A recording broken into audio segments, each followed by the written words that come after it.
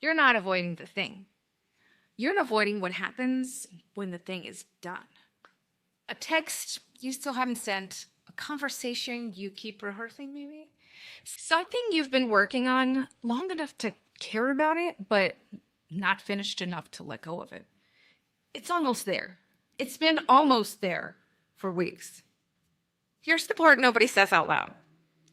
You're not stuck because you don't know what to do. You're stuck because finishing it means it can be judged. And that's a very different problem. Most people believe perfectionism it's a sign of high standards.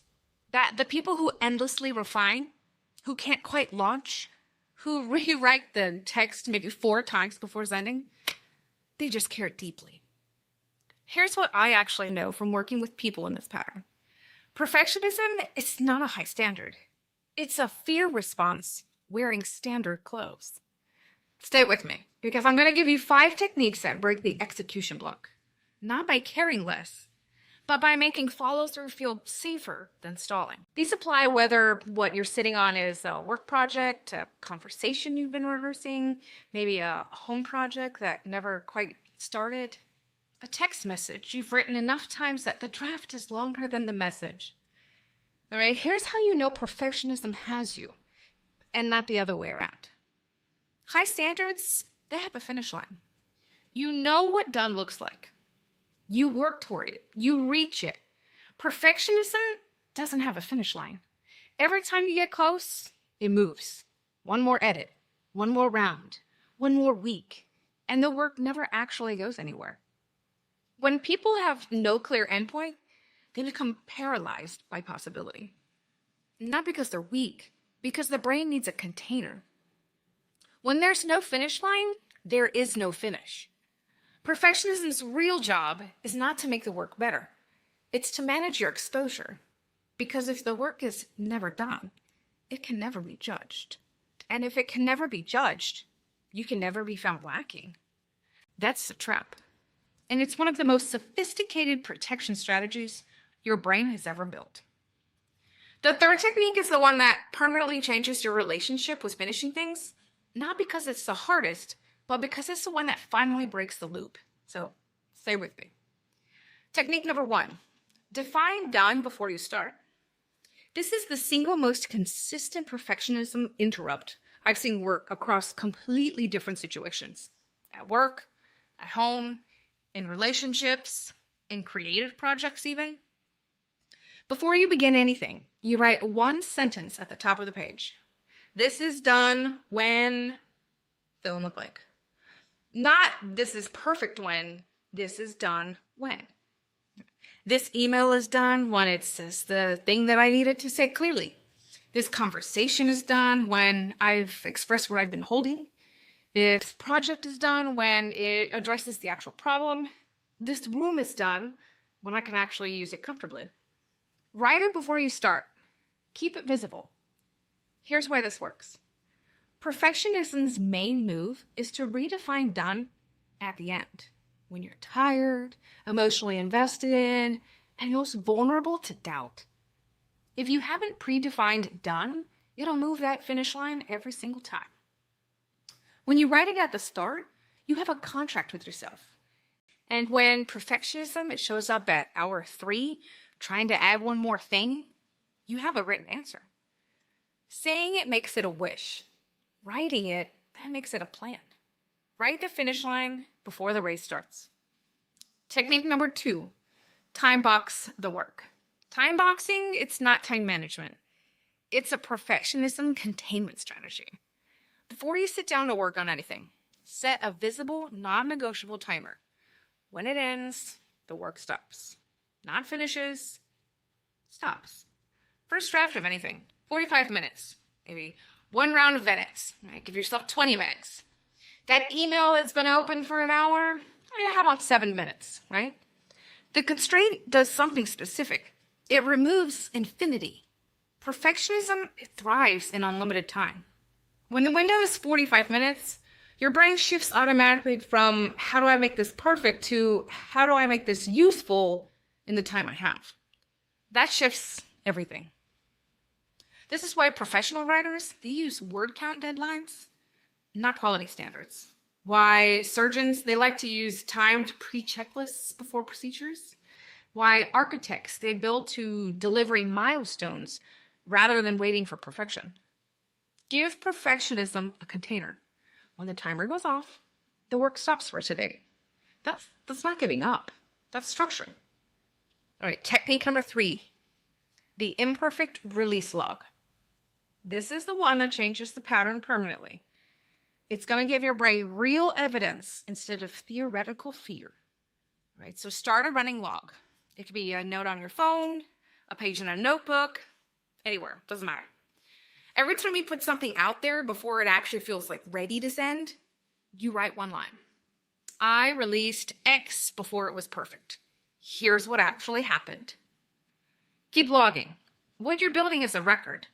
Evidence that the world didn't end. That the imperfect version, it still mattered. That the gap between not quite ready and perfect almost never produced the consequence your brain predicted. After 30 entries, read them. Perfectionism runs on theoretical catastrophes, but your log, that runs on actual evidence, and actual evidence wins. Here's why this is the most important technique. Every other technique helps you finish this one thing. The log, it changes your relationship with finishing things altogether because you stop fearing what happens after you follow through. You start trusting the record, the log. Small actions, they're going to stack up to big proof. So build the log. If this one hits close to home, go ahead and hit like. Most high achievers, they suffer through this quietly. The like, it's going to help the video find them. Technique number 4, the minimum viable version. Before you build the full version, build the smallest version that creates value.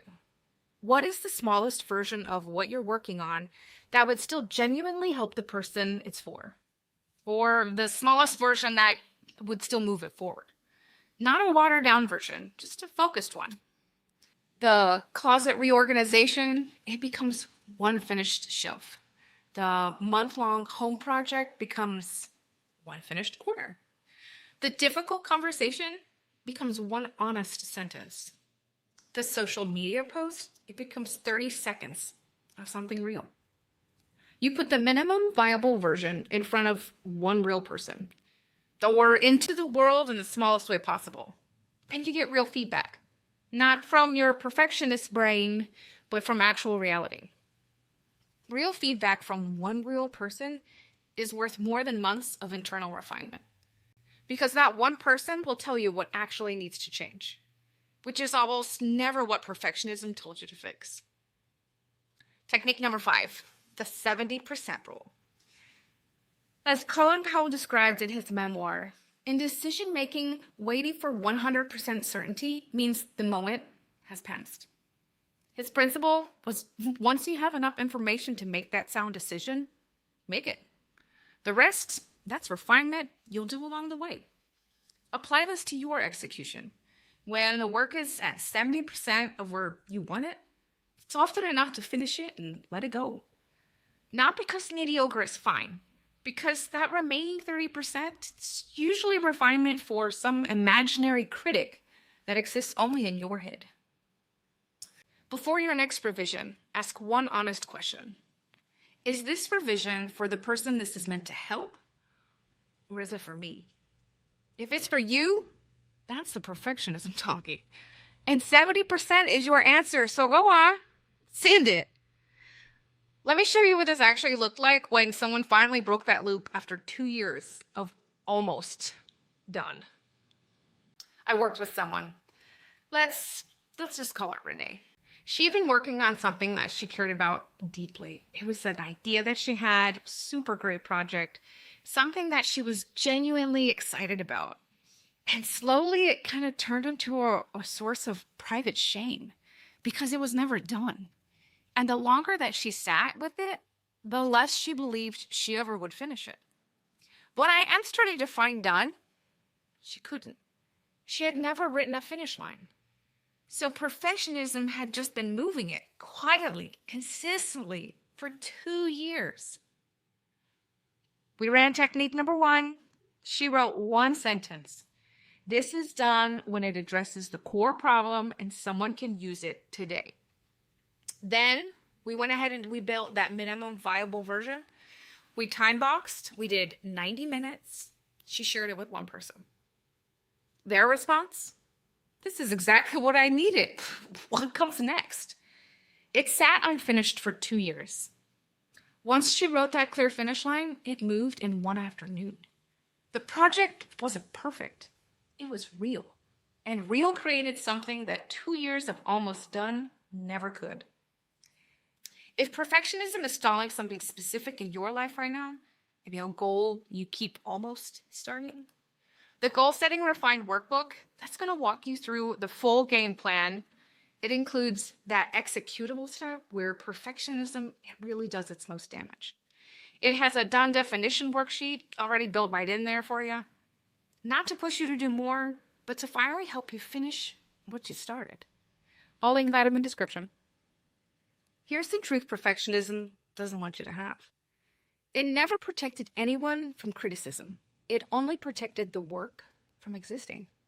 And work that doesn't exist, it can't create results. Can't help anyone, can't grow, can't become anything. Define done before you start. Give it a container.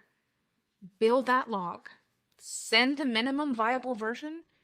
And when you're at 70%, ask honestly who that next revision is for. Pick one of these, apply it to the thing that's been sitting. Not perfectly, in a way you can actually follow through on. Clarity becomes confidence, confidence becomes momentum, and momentum becomes identity. But none of it starts until something moves. And that something is you this week. Tell me in the comments, what's the one thing that's been sitting almost done for you? Name it. Just naming it, that counts as the first move. If this landed, like and subscribe. Share it with someone whose best idea is still in a draft form. And as always, reflect deeply, grow boldly, refine endlessly. See you in the next one.